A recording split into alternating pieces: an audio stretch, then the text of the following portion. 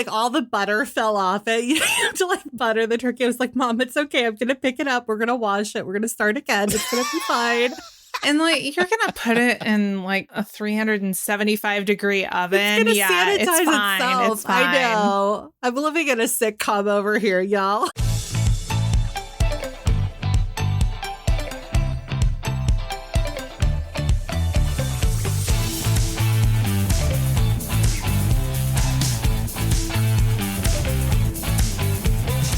Welcome to Millennial, the home of pretend adulting and real talk. I'm Andrew.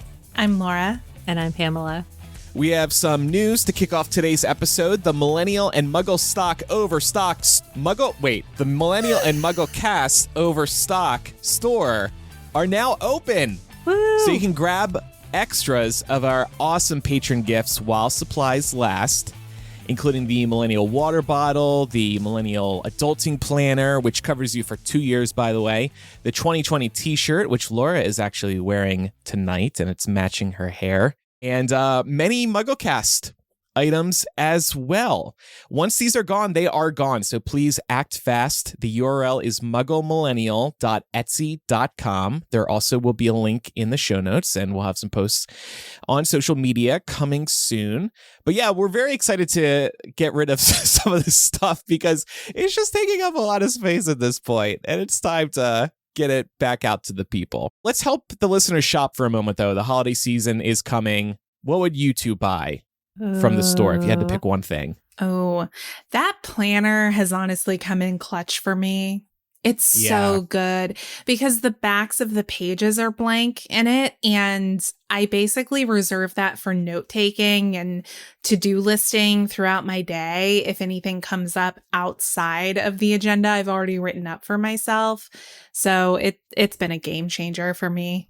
I would go with the water bottle if you don't have a good reusable one, or if you know somebody who's a fan of our show that doesn't have a good reusable one, because that thing is so nice. We were really bent on making sure it was double walled insulated. So that means it's going to keep your water super cold, or it'll keep your drink super hot if you want to be a little chaotic and toss some coffee or tea in there. And I think it's 20 ounces, which is nice too. That's you know, it's a good amount of water. Obviously, like, not as much as we need for the whole day, but it's a good starting off point. And plus, you mentioned double insulated. This thing's like a weapon. If you needed to hit somebody across the head with it, you could. Yeah. You could probably knock them out. I have. Cheaper than a hydro flask, as much as I love my hydro flask. You have used it as a weapon, Laura? I have. No, Wow. I'm kidding. I'm not going to admit to that on the show. You never know. They probably deserved it. I'm not stupid. Oh, you don't admit to crimes like I do on the podcast. I save those for after dark. I'll go ahead and promote the 2020 shirt since you two hit the other two millennial items. I love that shirt. The design is so gorgeous, I think. The 2020 on fire still slaps for me. It's iconic. Mm-hmm. Check those items out and the MuggleCast items over at mugglemillennial.etsy.com. Again, while supplies last, we're not printing any of this stuff again, so please do check it out sooner rather than later. Also, just a little programming notes. We will be off next week. No new episode because it's Thanksgiving already, apparently. Jeez. I thought I had another week to go shopping. Oh, yeah. We bought our turkey over the weekend, so we're good on that front. I don't have space for it. I need a big turkey for the big family. Oh, you're cooking the turkey? Yeah, and it's like, I'm so stressed about it. This is baby's first turkey. Oh. So if I fuck it up, no one's going to have dinner. It seems very stressful to me. I was like, Pat, let's just cater. Well, Mama G dropped the turkey last year and she almost like had a whole meltdown before it went into the oven, but she looked like she was ready to cry because she dropped the turkey and she had one job. So I'm just going to do it this year and hope for the best. Yeah. Hope the spirit of my ancestors are with me and I season it properly and it doesn't get dry. Please tell us how it goes in 2 weeks. Yeah. And just I will. to Mama G, you know, what I would say to her is, yeah, she may feel like she only had one job, but the turkey is like the job of Thanksgiving. So it was a big job, right? Yeah. So I understand why she was upset. And I mean, Especially if it wasn't cooked yet. I mean, I know. She like all the butter fell off it. You have to like butter the turkey. I was like, Mom, it's okay. I'm going to pick it up. We're going to wash it. We're going to start again. It's going to be fine. Exactly. And like, you're going to put it in like a 375-degree oven. Yeah, itself. It's fine. I know. It's fine. I'm living in a sitcom over here, y'all. Laura, do you have any plans for Thanksgiving? Just our regular family plans. We go down to Mark's family and then we go up to my family in the evening. So a lot of driving for us, but a lot of good food too. Excellent. As Andrew said, we are going to be off next week for Thanksgiving, but when we come back the week after Thanksgiving, we are going to be doing a holiday-themed confessional edition. So what we want y'all to do is take note of all the shitty things your shitty family members do, all the crazy things your crazy family members do, and everything in between this Thanksgiving, and send them in to us. Head on over to millennialshow.com and send them to us anonymously using our confessional. You can also send them to millennialshow@gmail.com and we'll keep your identity anonymous as well. So whichever one you would like to do. But we super look forward to hearing all of the crazy family antics and giving you some catharsis and a place to vent after you sit down at Thanksgiving dinner with your racist uncle, with your Karen aunt, whichever family member makes you crazy. I love the idea. This will be a lot of fun. So please send those in. Thank you, everybody, and Godspeed over Thanksgiving. Good night and good luck.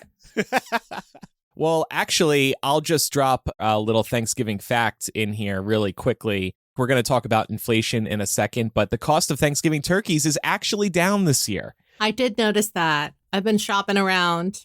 Excellent. Pam has been pleased with the turkey prices. Mm-hmm. So, yeah, Laura, why don't you give us some updates about what's been going on in America in particular? Yeah, we've got quite a few things. So we talked about last week's elections during the episode.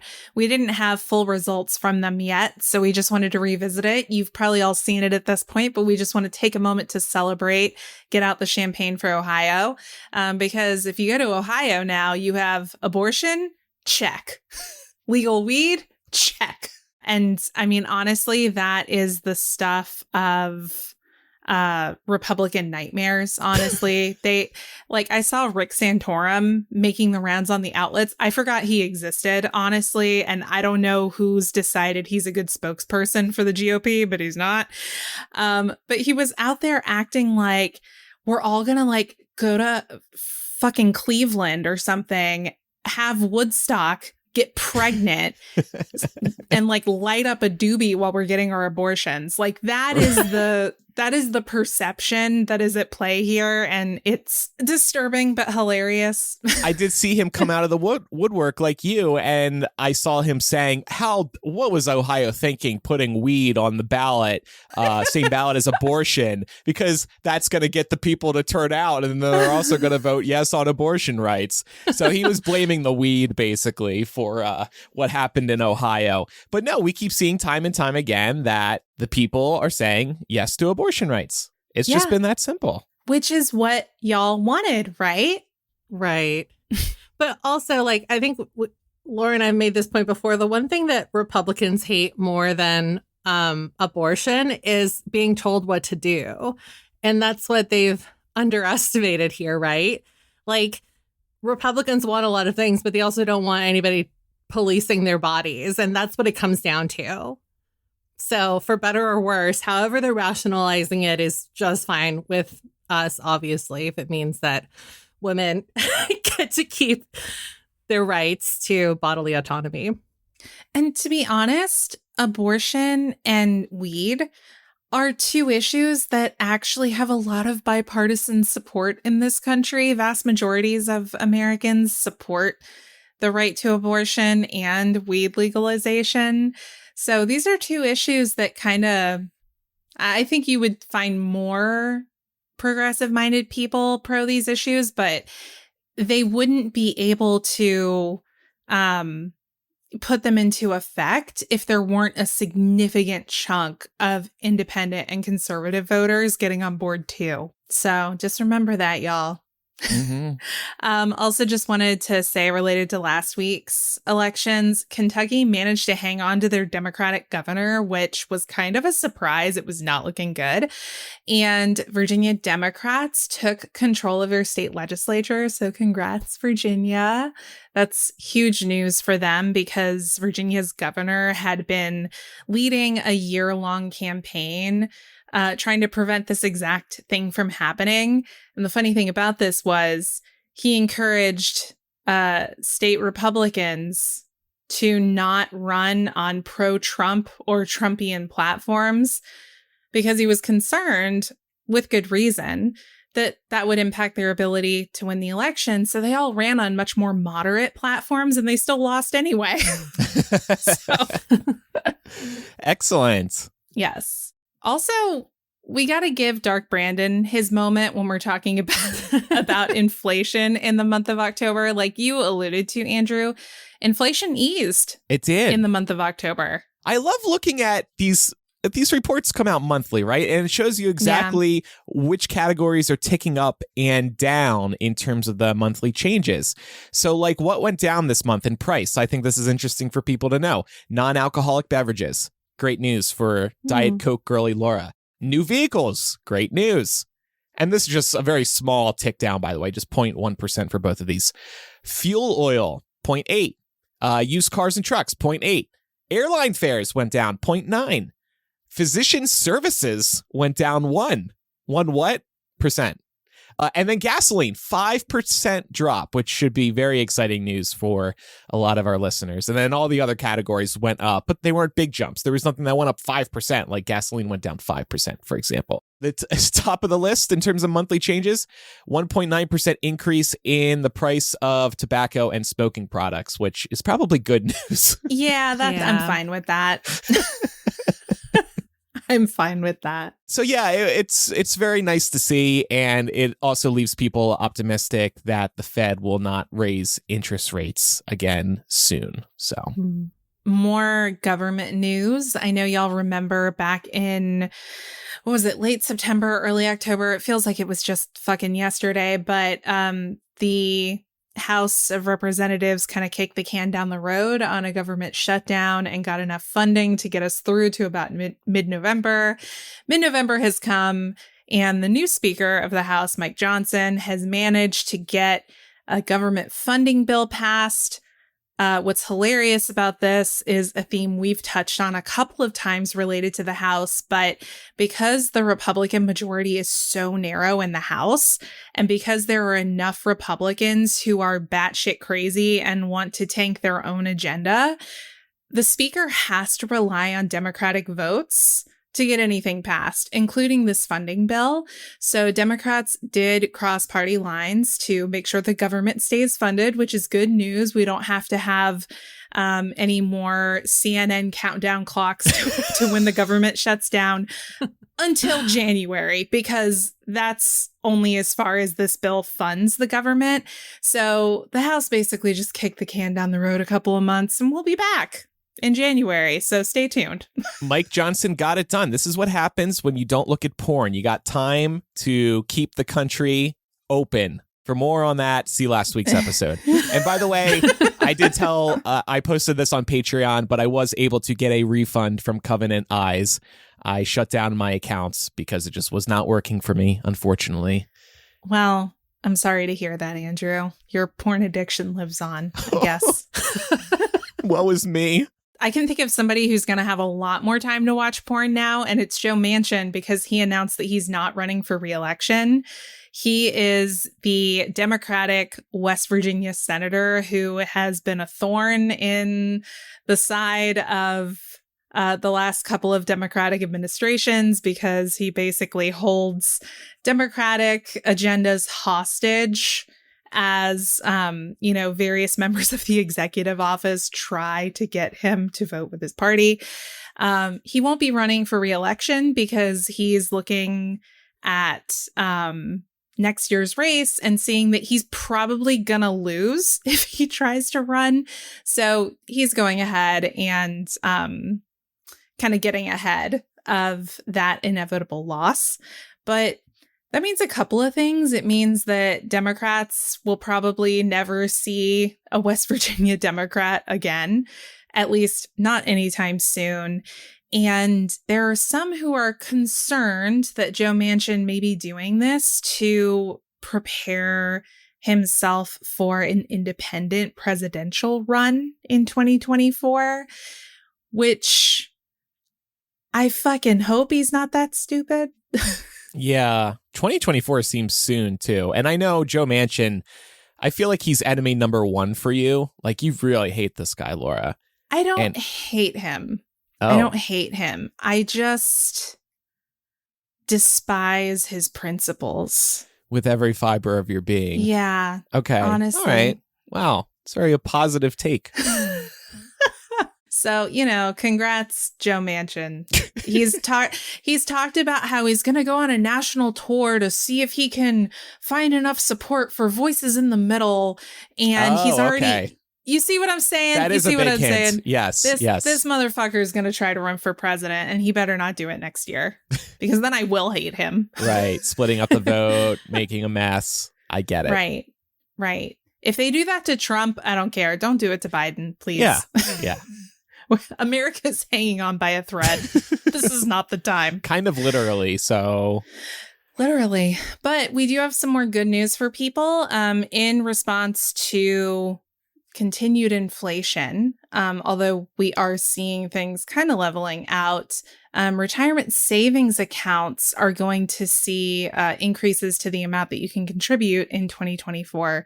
So your 401k, 403b, 457b limits are all increasing by $500 from $22,500 to $23,000. And your IRA limits are increasing from $6,500 to $7,000. So $500 increases to both, meaning that that's just more opportunity for you to maximize your retirement contributions next year, which is good news. It is. Also, just of note, might want to go out and look at the IRS tax brackets because they've been updated for 2024 in response to inflation. They haven't changed the tax brackets insofar as they've broadened them. So your tax bracket, depending on your income, might be different, particularly if you're in a lower tax bracket. You might have moved into an even lower one, just depending on where you're positioned in that. Ooh, so an even definitely lower one. Yeah. So take a look at the updated IRS tax brackets and just bear in mind that you're not going to see these until you file in 2025 because it'll be for the tax year 2024. I'm just looking. I make $2 million a year. It looks like I'm unaffected by this. So that's good, I think. Well, I think if you actually made $2 million a year, you might not feel that way. Nor would I be sitting here right now. Millionaires never, well, I'm not going to paint with a broad brush. Never mind. I'm going to shut up. Wow. Laura's entering the year with so much positivity. No, Laura, we have to hate the rich, eat the rich. I'm just saying that oftentimes there's a high correlation between people who are against paying higher rates of taxes and people who make incomes that they could never possibly need in a million lifetimes. That's all I'm saying. Absolutely. No, I totally understand and agree. So that is all of our national updates for the last week. I'm going to hand it over to Pam. I'm here to update you all on what's going on over in Hollywood in terms of the strikes. So obviously we already covered the end of the writers' strike, and we have very good news coming out of the actors' strike. SAG-AFTRA, which is the union that represents the actors, have officially reached a deal with the studios, and that came down last Wednesday. So if you saw a lot of your favorite actors posting to Instagram about projects that happened over the summer, that's why they're officially allowed to talk about those now that striking is officially over. This was officially the longest actor strike in Hollywood history. They lasted 118 days in total, and it sounds like it was worth it. So according to the union, the new contract is worth over $1 billion, and this includes a historic pay increase with most minimums increasing by 7%, consent consent and compensation guardrails on the use of AI. That's really huge here. That artificial intelligence problem is something that's been affecting all industries, and that's something that they were heavily fighting for. So it's great to see that they got something there. They're also including a streaming participation bonus, so larger cut from the streaming royalties, also great to see. And then an increase in pension and health contributions. So it sounds like they got a lot of what they were bargaining for. And this is just proof that striking works and unions are good. Yeah. Yeah. I know there's some things, and we should just say that that actors aren't entirely happy with. There's still some like AI elements that they're worried about, for example. But yeah, it does largely seem like this was a big win for them. So it's nice to see that Hollywood is finally officially reopening. Yeah. And as a reminder, these contracts are good for 3 years. So it's possible we might be back in the same situation 3 years from now if the studios don't shape up. So at which point new concerns around AI will surely have formed. Very true. Yeah. All right. Well, that's all of our smaller updates. We're going to spend the rest of this episode looking back at Tumblr and other social media networks gone by. We're going to take a quick break, and we'll be right back.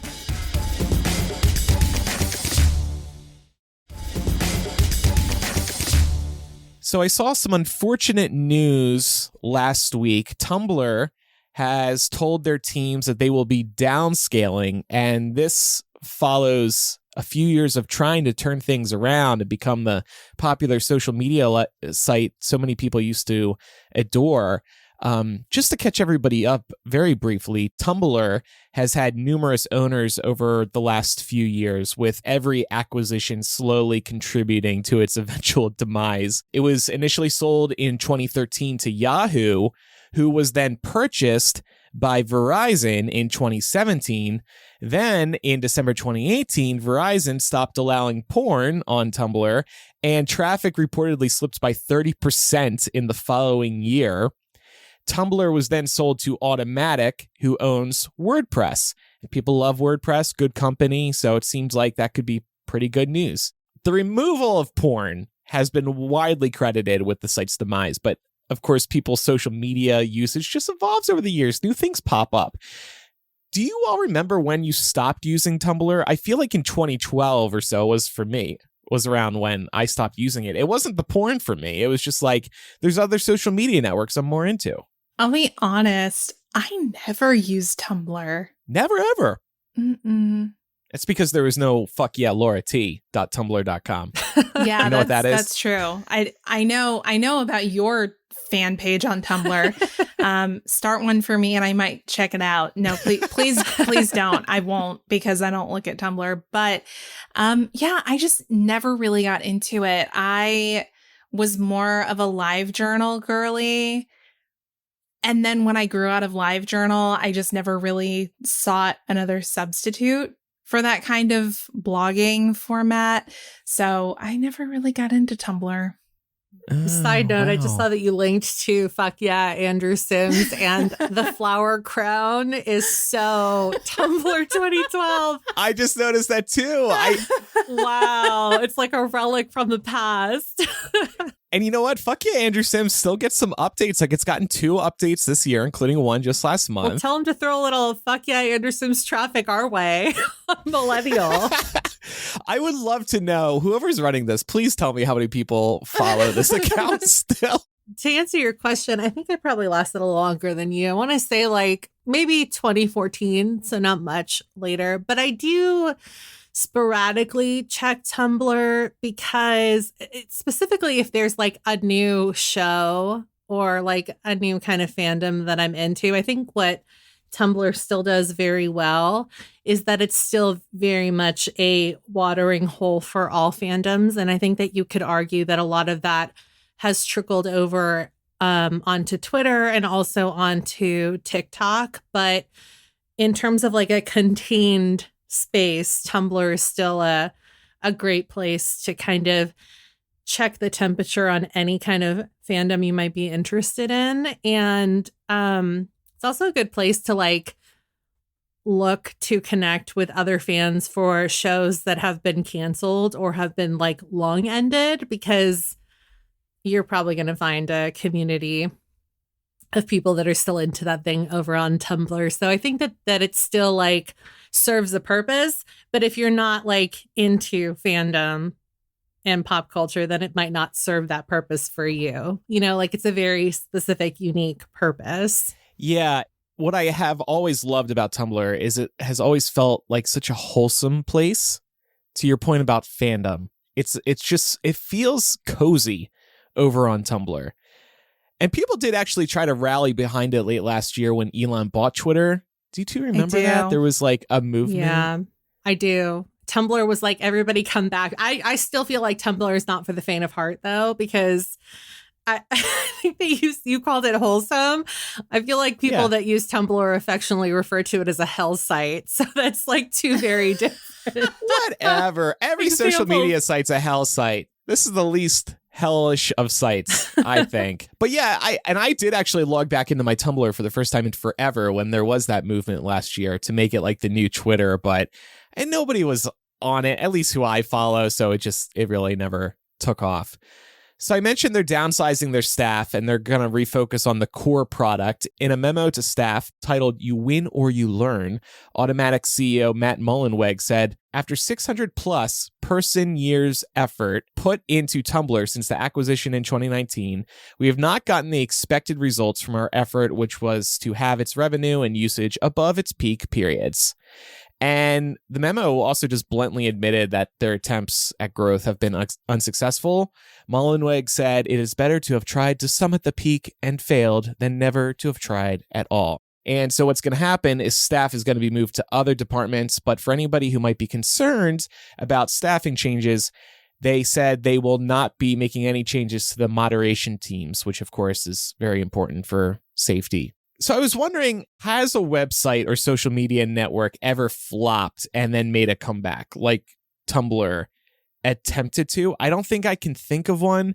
I would maybe say people thought Snapchat was dead in the water because Instagram stole Snapchat stories, and that one definitely took off. But Snapchat still endures. And in fact, it's the 5th biggest app in terms of monthly active users. I think people just love it for direct messaging, quickly sending somebody a photo. I love sending somebody a photo through Snapchat without it junking up their phone. It's fun.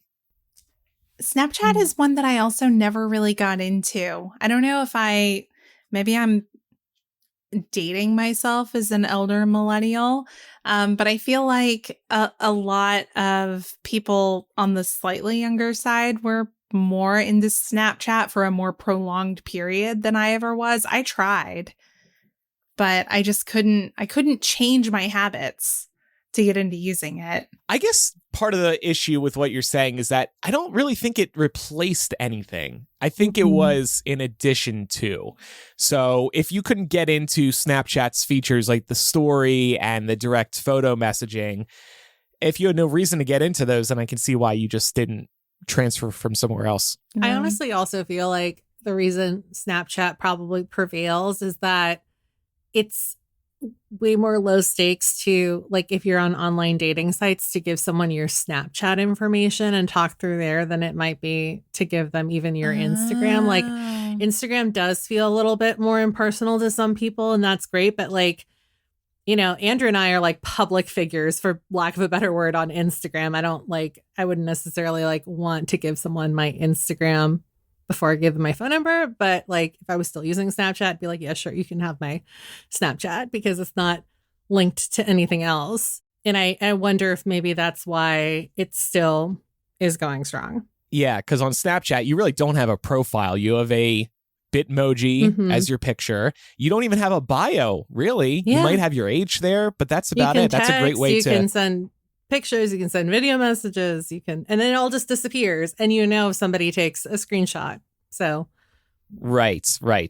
And this is why, actually, like, this problem that you're describing, Pam, with Instagram is exactly what I felt with meeting new people out here, because people ask, are you on Instagram? And then they're going to see my whole damn life story. And I'm not ashamed of it. I want them to know it, but not without me telling them face to face. I don't need them hearing the life story through the grid on Instagram. That's a very good point. And by the way, Snap is actually bigger than X/Twitter. For all the attention X and Twitter get, Snap is just like flying under the radar, doing its own thing. Probably how they like it. Oh yeah, I would hope so. Do you think Twitter will ever come back? And I know it's still big. I'm not saying it's not. But when I say come back, do you think the spirit of Twitter will ever come back? Or has Elon just eviscerated it?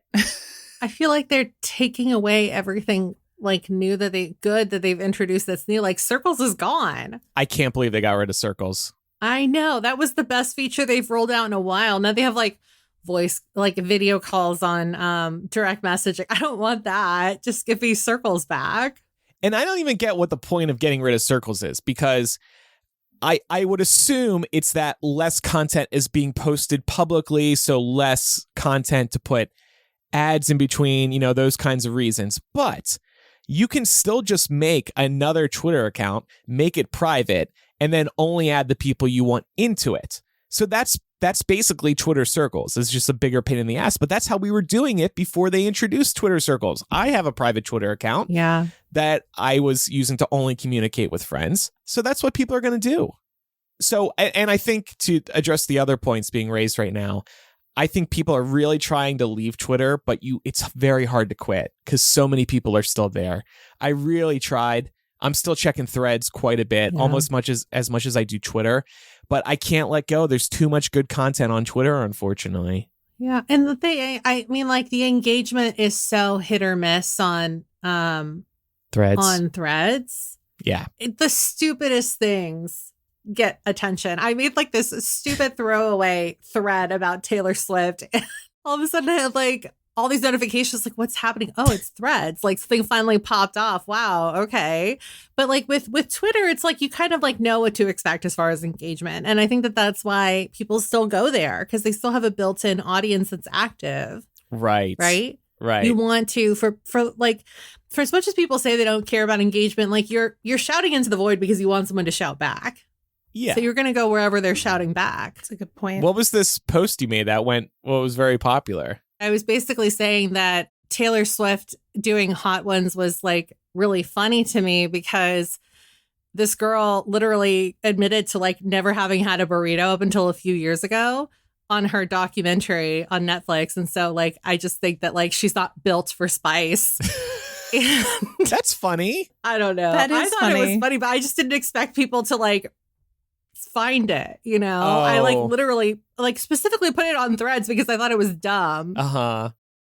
No, but I mean, sometimes that's the content that's going to do best. Like I posted a photo of one plant that was alive and thriving and another one right next to it that was dying. And I said, I made an art installation that shows the contrast between Twitter and X. And I thought it was so stupid. And yet it did pretty well on Threads. So you just never know. Just being your truest self like, works best. I should just start cross posting on both to see like where things get the most traction, like a little controlled experiment. That's a good idea. Right.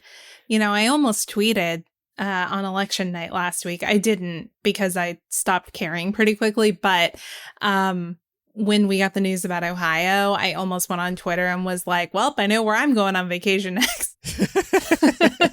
That would have been good. You should have. That's funny. Yeah. Maybe. But at the same time, I thought about it for 2 seconds and then I was like, I don't know the last time I posted on Twitter. I won't call it X. Should have been like, Ohio is for lovers and also for people who want to legalize abortion and weed. Yes. So looking at some other things we used to love and adore, not just social media apps, by the way, we'll look at some apps and other websites too. AIM, AOL Instant Messenger, of course. What happened to AIM? Why did we stop using it, though? Facebook Messenger and texting. Is that it? I think texting's the big one. Because when was the last time we used AIM? I want to say like 2007, but Facebook Messenger wasn't around back then. We were More definitely, recently for me. we were definitely still using AIM through like 2012, I think. Really? Yeah, I remember this because I was still in college until 2011. We were doing Smart Mouths and MuggleCast at the time, and we definitely communicated over AIM and email. And I'll let you all in on a little secret. Before Slack and Microsoft Teams, every major news outlet was using AIM to shoot off quick messages to people in opposite sides of the office. Interesting. Yeah, that makes sense. I mean, even before Slack for like Hypable and these podcasts, we were using, or at least when it came to Hypable, we were using a Facebook group. And it was chaos all the time. It was no way to work together. Not as safe, definitely. Like, that's the thing that, I mean, I guess like AOL Instant Messenger, it's hard to know like where you're going to hack or like who you're going to hack to get sensitive information. But now looking back on it, I think about, you know, all of these conversations, these like business conversations we were having for major news outlets. Yeah. Over AOL Instant Messenger. Yeah. You know, and also to connect from like coast to coast. So like East Coast and West Coast offices, because Slack didn't exist. Teams didn't exist. I saw this message on Threads. I saw this post on Threads. One night you logged out of AOL Instant Messenger forever and you didn't even know it. Whoa. Yeah. That's sad. That's really true. Sad. I mean, do y'all remember when AOL announced that they were killing AIM a couple of years ago? I think Didn't we have do. a funeral on the show? I think we did. MySpace, Facebook definitely killed MySpace. I think no debate there. Yeah, for sure. MySpace has tried to make a comeback, but they haven't been able to stick. I wouldn't be mad because MySpace was the easiest way to find new music. Right. And that's how they're trying to position themselves currently, right? A music site. Too little, too late, though. Yeah. They should have had the hindsight to do that back in the day. But like, how are you supposed to know?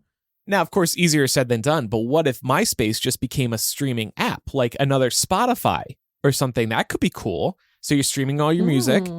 Easier said than done. But you're streaming all your music, making your playlists. It could have a social element, too. Like, remember when Apple tried something called Ping? It was like a music social network. Oh, yeah. I forgot about that. Oh, my God. Me too. It was really bad. It was useless. So maybe MySpace just does like a social Spotify. I think that'd be cool. Yeah. Honestly, if Spotify wants to take that idea, I wouldn't be mad at that either. Yeah. Because I never use the, they already have like the activity center. If you could just like shoot off messages to your friends there. Say, hey, I just found this really cool song. You should check it out. Like, that'd be a great use for that. Make your top 8 artists page. That could be fun. Who are my top That would 8 be artists? cool. And either you build it yourself or just automatically does it based on your listening habits. Are you listening, Spotify? I know. Look at all these free ideas we're giving you. I wanted to mention Flickr. This is where you could host photos. This is where I hosted photos. And I remember this. I still have some albums on, like, Flickr gives me an email about, like, don't forget that your account exists. I used to love Flickr as a budding photo nerd, and still am budding.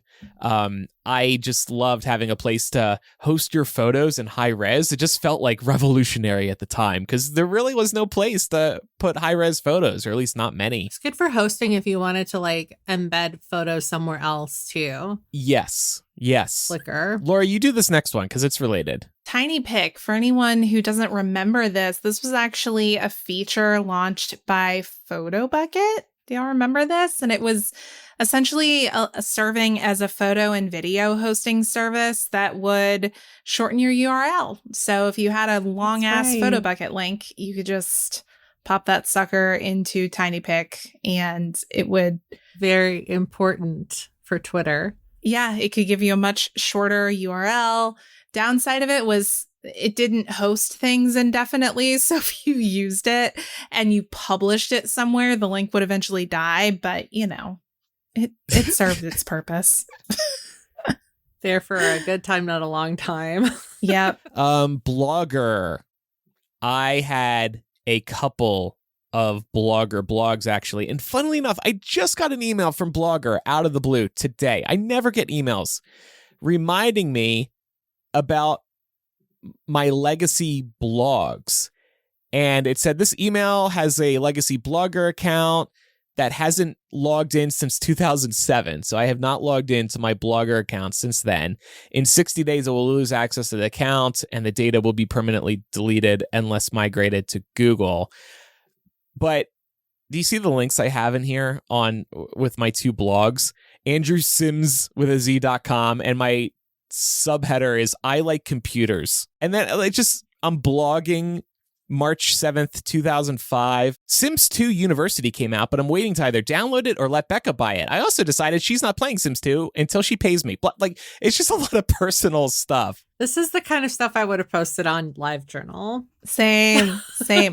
Andrew, I'm reading over this whole post right now about you wanting to get a Mac Mini and go to Chicago. And some things never change.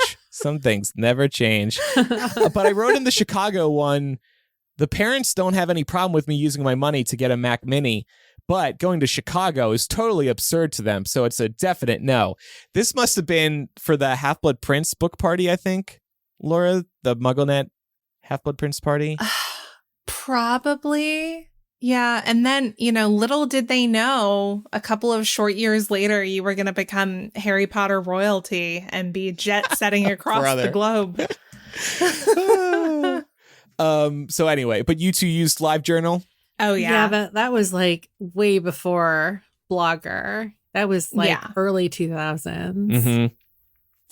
Yeah, I think I did at some point try and do. Which one was the one that was linked to Google? Remember Google had Google Spaces or something? It was Google's version of a social media site.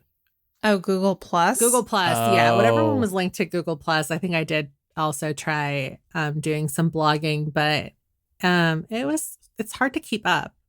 And I feel like blogging, you kind of had to start at a certain time to really build a following. While we're talking about Google, I'll mention Google Answers. Do y'all remember this? Yeah. It was only from 2002 to 2006. Did not go very long. Kind of like Quora? Yeah.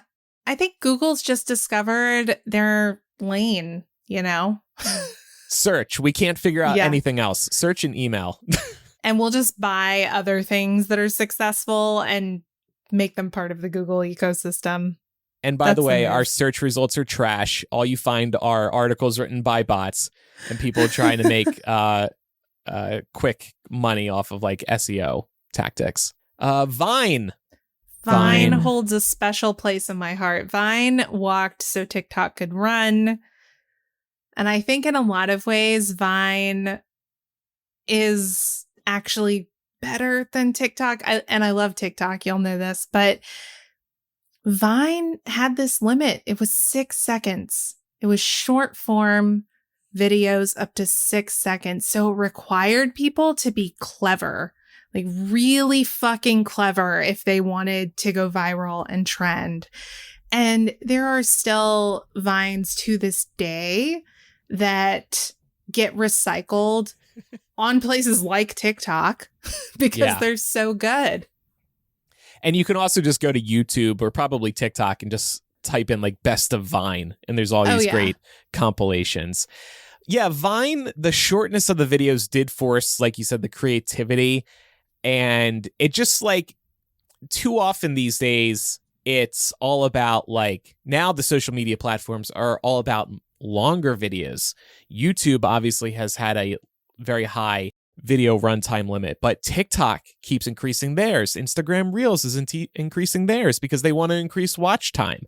So I wonder if Vine still existed today, if it still would be limited to 6 seconds, or maybe would they double it to 12 and then 24? I have to think, unfortunately, they would have went that way. Yeah. Just to make the money. They would have. That's something this is a grim comparison, but Vine went out when it was on top. Freddie Mercury died too soon, but he died on top, Yeah. Michael Jackson. He was still on top. What are you implying, Andrew? There wasn't time for these people's careers to absolutely plummet. They just went out on top. Seinfeld, they ended the show on top. Yeah. Ending on a high note. Yeah. There's something to be said for that. We'll all look fondly and credit it as the birthplace of TikTok because it never got itself in trouble in terms of turning into a worse platform. Also want to mention Clubhouse. I think this is actually one of the more recent ones we're talking about today. Yeah. People were so excited about Clubhouse. This was live audio streaming. I remember talking to you, Laura, briefly being like, maybe we can start doing podcasts through here and stuff like that. The premise was very exciting, and it was like always having live podcasts happening. I tried to like start listening in the evenings because it was kind of like fun to listen in on people's live conversations. But then it just turned into this Bitcoin bro chat room. It's all about scams in those chats these days. Yeah. They had a host of other problems that we won't get into today, but it's a bummer because you also saw like I think Spotify tried to rip off the idea. There's all these spin-offs. Twitter Spaces, yeah. which is still big. Mm. Yeah. That's my big issue with Twitter Spaces too, is that I tried to listen to some of those, and so much of it that was being recommended, I don't know if this was, Twitter trying to push the Bitcoin, like cryptocurrency or NFT. But like so much of it was like centered on that. And it was so hard to find topics that I actually wanted to listen in on. Right. And then unfortunately, when it is live, if it's not moderated well, if the panelists aren't good, you could fix that in editing, at least sometimes. But when it's live, it's like, oh, this is just boring and there's nothing I can do to improve it. Yeah. Mm-hmm. But I do think that Clubhouse aside, I think that it's so hard with like Twitter or X, whatever you want to call it, to know what's going to stick now that Elon is spearheading that, because I do think that like their response to Clubhouse was really smart, and it was a great way to get the community involved too, because you could have people, tweeting about your space in real time. And for a smaller show like us, that could have been potentially advantageous because you're getting responses in real time and those people are tweeting out into the universe. And so the odds of somebody like finding your conversation are a lot higher. Who put in Foursquare here? I did. Great memory, Laura. I was reminded because you were obsessed. You were everywhere. That's right. I was everywhere. You mean I was checking in everywhere? Yes. So Foursquare, basically the whole premise, and Facebook ripped this off too. Jesus. You go to a place. Let's say I go to the gym. You just check into the gym. You can leave a review if you want. You can see where your friends are if they're checking in. But that's it. And if you had the most check-ins, more than anybody else who has checked into a particular location, you became the mayor. So that was the game element. I guess you must have also received points for like checking in daily, checking into the same place daily, streaks, all that. So yes, I did get very much into Foursquare, but now like that type of thing would never survive today with the privacy concerns people would have about sharing where you were. I mean, in hindsight, it wasn't smart at the time either. No, it was not. I mean, don't they still exist though? They rebranded as Swarm. Yeah, that's what killed it for me. Because they tried to split. So Swarm became the check-in app, and then Foursquare was the review app. So they tried to split it up for some reason. I feel like that type of thing never goes well. Oh, yeah. Yeah, because you're trying to get people, again, to change their behavior. Yeah. That's honestly why I don't use Facebook Messenger on my phone anymore, because I hate that they split it from the Facebook app. I do kind of miss it. It was fun. I was really You miss being the mayor. I miss being the mayor of the gym or of like Panera Bread or something. Oh, and remember restaurants actually offered promos if you checked in. They did. Mm-hmm. So that was one good thing. Announce your location that's right. to the public. Now you have to check in on Yelp. Oh, of course. I tried to get into Foursquare for like a minute. There was a couple of months there where, because I felt like everyone I followed online was into it. So I was like, oh, maybe I should be on here. And I just couldn't keep up with it. So that was another social media platform that fell by the wayside for me. And maybe you were just like, why do I care? Why do I care that Andrew's at McDonald's right now? It doesn't matter to me. I don't know. When you're that young, you do care, though. And I think that's part of what drove interest in being part of that platform. Because if you're showing you're always checking in somewhere, it's a way of demonstrating that you have a life. You're out there touching grass. You're doing fun things and hanging out with fun, sexy people while I'm sitting at home drinking tea, you know? Fun, sexy people. I said I check in at McDonald's. You think I'm hanging out with sexy Grimace over there? Hey, you know what? Beauty is in the eye of the beholder, man. That's right. I'm into bears. How about this next one, Pam? Oh, yes. Omegle. Do you guys remember Omegle? I do. For the longest time, I would just read that fast and assume that it was like omelet, but like fancy Yeah.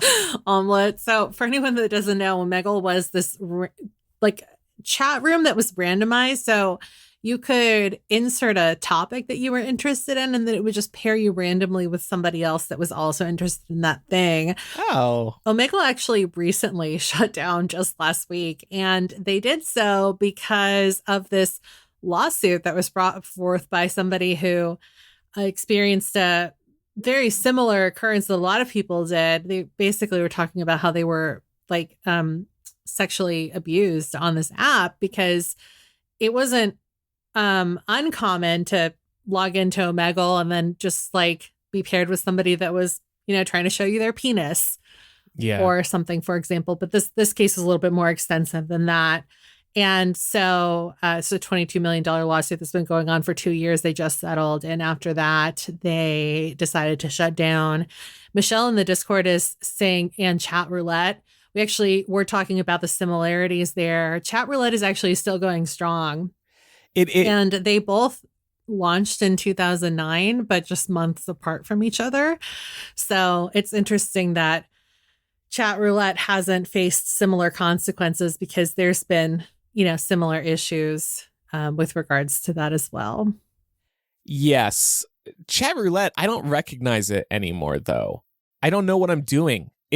With chat roulette, you used to open it up, hit let's go, and you were paired. Now, like I'm currently on it, I'm just clicking through faces, but I don't know what I'm doing. I'm voting on people I want to meet up with in the future. I want to go on here and see like a random dick every 4 spins of the roulette wheel. Like it's just not the same anymore. But I don't think I was aware of Omegle. That does sound really fun, like the general premise. Yeah, I remember that. I never used it, but I remember it being really popular on YouTube. Like if anybody watched YouTube in the maybe like between like 2009 and 2014, you probably remember people doing, you know, Omegle challenges where they would just go on and see who they would get paired with. And so it you know, it had its moment for sure. And I was reading this article about Omegle in preparation for today's discussion, and apparently they saw a little bit of a renewed spike in traffic over the pandemic because people were lonely and they're trying to figure out how to socialize from their own home. So yeah. I knew a couple people who did that actually. Let's talk about Yik Yak. This one's relatively recent. It is a newer one. This is an app. It's an anonymous app that is intended for you to use at your college or university. So if you are a student at a particular university, you have to sign up with your college email address to prove your identity. But then you and everyone else at your school who is on Yik Yak can post to your school's unique board. Anonymous shit. And it's all like 1 to 2 sentences, observations that people have about fellow peers, about things on campus. Sometimes people would ask questions and give really helpful answers. Sometimes people would be bullies on it. I assumed that it didn't exist anymore because I haven't heard anything about it in a long time. But I think maybe that's just because I'm not college aged anymore and wouldn't be using it, because I definitely got on it when I was in grad school, though I wasn't super active on it because it definitely skewed younger. Like it was definitely the younger students at the school who were using it. But yeah, it's still a thing. I was surprised by that. I swear, though, you used to just make an account and that was that. You could get in whether or not you were a student. And the reason I say this is I just re-downloaded it and tried to make an account, but because I'm not in college, I can't. And yet I swear I used this just like as a local app. Maybe it was like that in the beginning. Maybe. Then they started locking it down. Yeah, I definitely remember it being a college specific thing when I used it. Yeah. Well, yeah, Yik Yak. It's so dangerous too, though. You start anonymously talking about people through this app. Yeah. In a way, it kind of reminds me of the honesty box. Remember when Facebook did that? It's not exactly the same thing. It allowed direct person-to-person anonymous bullying. Do either of you remember an anonymous one you could set up and just link to it from Instagram? A lot of people were doing that. Remember? No. A couple Yeah, years what was ago? that called? Oh my gosh. Yeah, it was I know exactly what you're talking about. It was a website. Yeah. I want to call it Honesty Box. Something secret. Yeah. Formspring. Yes, Jenna. That's what it was. Formspring. How about some places that are over but still kind of hot? Like, I want to say Pinterest, but I know Pinterest is still hot. It just seems like a mess to me. It is very hot, though. It's not hot for us, maybe. I don't think anyone on this panel is a big Pinterest user, but I wouldn't discount it because it is still very prime. I will say anytime I'm looking for hair inspiration pictures, I go on Pinterest. I was going to say that it's great for that, for hair reference if you're trying to do something new and you need reference photos for your hairdresser. Also for home improvement ideas too. Sometimes, especially like repainting the house, which I do more often than I should because I get bored. But I always go to Pinterest first because I kind of like know the color family that I want, but I'm trying to like narrow it down before I go to the hardware store. And then like also we've talked about Stitch Fix before. I think that's the last time I had to create a board. It's because Stitch Fix asked me for a style board for like what I was interested in. Still serves its purpose, I guess. One that is still hot, I guess, and I hate it, is LinkedIn.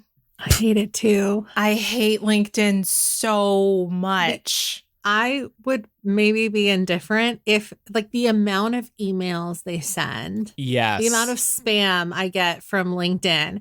And I have unsubscribed from everything and they still send me stuff. Same problem here. I think I just set up a filter in Gmail to stop those from appearing in my inbox. Because like you, Pam, I could not get them to stop. And I think I wanted to delete it, but it was like being very difficult. Although actually the problem is sometimes I do want to look at LinkedIn from time to time. I just don't want all the notifications via email. Yeah, so I keep it. It is unfortunately like still a good way to connect with people, like especially if you're job hunting and like, I don't know, maybe you don't know exactly who to reach out to. You might get lucky. Yes. On LinkedIn. Totally agree with that. Personally, I have like barely any use for this thing. I just don't enjoy going on LinkedIn.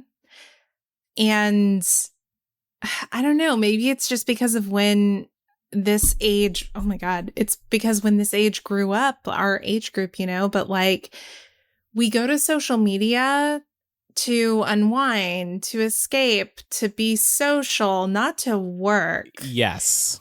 And going on LinkedIn, it feels corporate. It even feels corporate. The entire layout of it is just not appealing to me. What else are you going to do on LinkedIn? It's not like you go there looking for memes and stuff. I guess they maybe try to want to become that in some ways. A fun workplace. It's a fun workplace. Ugh. We have fun here. We have a ping pong table. Yes, they're trying to be the ping pong table of the office. All right, well, we are going to take a quick break, and then we're going to look at some listener memories from days gone by. We'll be right back.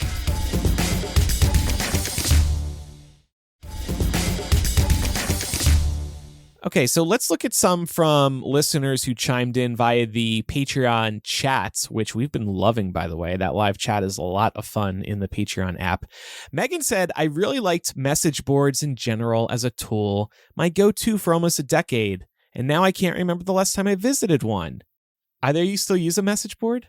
No, not now, but I used to be very into them. Like like forums and stuff, right? Yeah, I loved a good forum. You want to talk about hell sites. Those were hell sites. Like, yes, they were moderated, but people have a lot of courage behind their keyboards and no profile pictures on these PHP BB forums. I'm still an active user of a forum. It's a Bruce Springsteen one, and everybody is just fighting over each other all the time. It's a mess, but I like it for getting some early scoops on things. I will say that I feel like Discord is taking the place of traditional forums, but the only drawback is that it's really hard to find Discords to join. And if they can figure out how to advertise open Discords for interests that you might have, then Discord would really pop off more than it already has. The discovery angle, you're saying, I think, discovering these new Discords that you might be interested in. I've tended to see Discord recommendations through Reddit, I think. Like I'm in a Las Vegas hangout one because I'm social now. I'm in a podcasting community one. I'm in a Patreon creator one. Like, you just got to find recommendations outside of Discord. Anyway, Megan also mentioned Stumbleupon. That was good. That was a site where you could, you just hit like go and it would bring you to a random website. I remember that. That was fun. That's a throwback. Closed in 2018, it looks like. Nazanin said, for a while, I used Nimbuzz, but I don't know if it was popular in the US or not. I don't think it was. It was a messaging app, though. I Googled it. Yeah, I've never heard of that one. Katya said Livejournal, which we already touched on. Chelsea said Xanga, which I don't know if we've mentioned yet, but... Oh, I forgot about Xanga. Xanga definitely had a grip on my heart back in the day. I loved Xanga. Chelsea also mentioned Muggle Space, which I think is very funny. I forgot about that. There was this installation, like a forum, where you could create your own MySpace. And this was like peak MySpace. And we thought at MuggleNet, why don't we use this tool to create our own Harry Potter social network? And we can laugh about it. But you know what? I know two people who met through Muggle Space who eventually got married. So you know what? Muggle Space found love for two people. Are they still together? I honestly don't know. I don't want to know. It would break my heart if Muggle Space brought them together and then tore them apart. And then finally, Liza said, Neopets. Yeah. Oh, man. Neopets was my shit back in the day. That's another good one. Also, just wanted to mention, maybe one of you two could extrapolate on this one more, but speaking of things that have closed, Jezebel just announced they were shutting down. Yeah, Jezebel was a feminist kind of news reporting op-ed type website. Their whole pitch was that they reported on news, sex, fashion, politics with teeth, they said. I definitely read a number of things from Jezebel over the course of its lifetime, Pam. I don't know if you did as well, but I feel like it often got pushed through Facebook, primarily was where I saw their articles being pushed. I've never really been that big into Facebook, but Jezebel, similar to the Mary Sue, those are all things that, because they have a very distinct opinion that you don't always agree with, you saw these linked all the time on Twitter, and I'm sure they still get linked if they're still writing stuff. I just don't spend as much time on Twitter as I used to.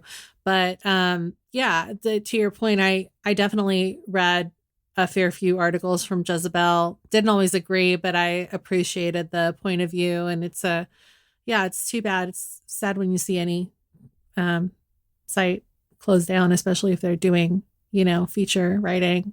Yeah. So.